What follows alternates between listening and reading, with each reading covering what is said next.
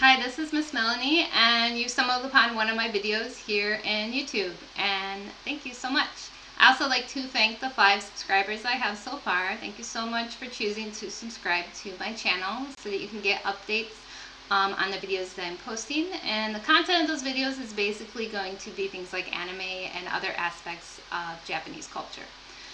So the purpose of today's video is to cover anime reviews, and you might want to know what makes me qualified. So to put it simply, I've been watching anime since the invasion of Sailor Moon in the US, which was in 1995.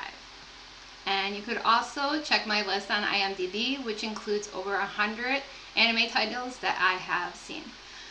So to get started, first I want to mention that my goal is to make this short and spoiler free as possible, but please bear with me because I have not made many videos for YouTube and there's bound to be some silence and some mistakes. So let's get started.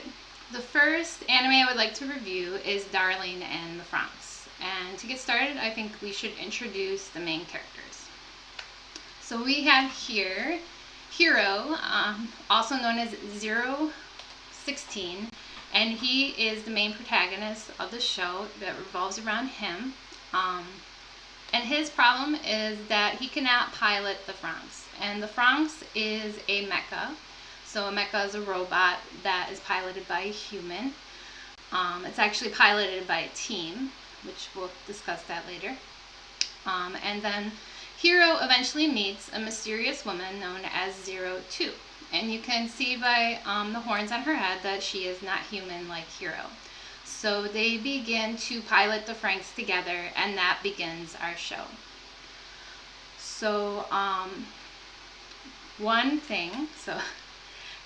So Darling and the Franxx has been compared to Neon Genesis Evangelion, which was a very early anime to come to the US, which focused on a male character, and he was beginning to pilot some mecha and then his teammates there. So here we have some of our characters from Darling and the Franxx in the Neon Genesis Evangelion outfits, and I would not choose Asuka's plug suit for 02. I would probably choose Rei's instead.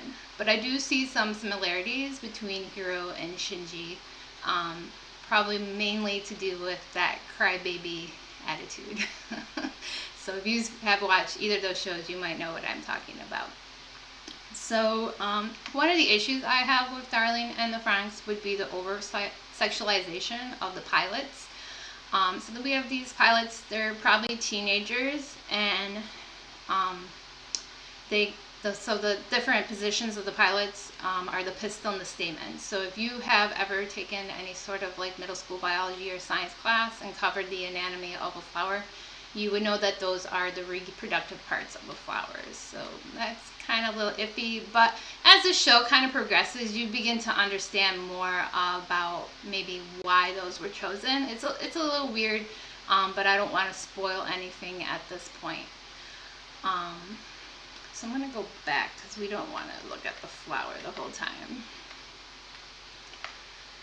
And so, there were some things that I did like about the show, and actually some of the cleverness of the names, like especially the Franxx, when that's revealed, was very cool to me. Kind of like the character development was lacking at times, but sometimes it was really good. So I actually was planning to quit this show before I got kind of to the middle, because I was like, it's not really for me, I don't really like it. But I kind of got drawn in at some point, especially with wanting to know more about who 02 is. So I don't know, at some points things just seem kind of rushed. So I guess there's a manga, so that might be a better source if you want to dive into this world of Darling and the Franxx. But I think things moved a little fast and a little bit like just things were left unsaid, so that's another reason I didn't really like it. But and I should include a picture of mechs, because I didn't really like the mech design. It was unique, but just a little bit too cartoony.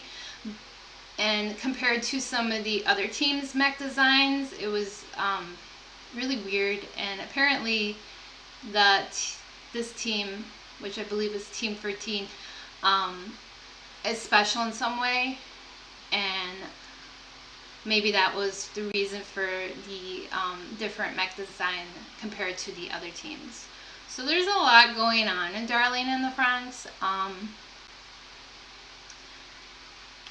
So to give you my score, I will give Darlene and the Franxx 3 out of 5. Like I said, I almost gave up on it, and you know, even when I stuck through, I was kind of like, I don't know if this show is worth my time or not.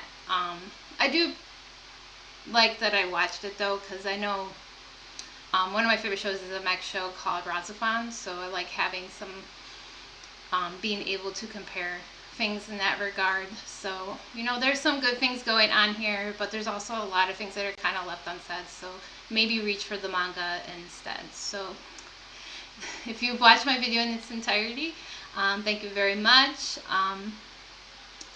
and look forward to some more in the future. Thank you.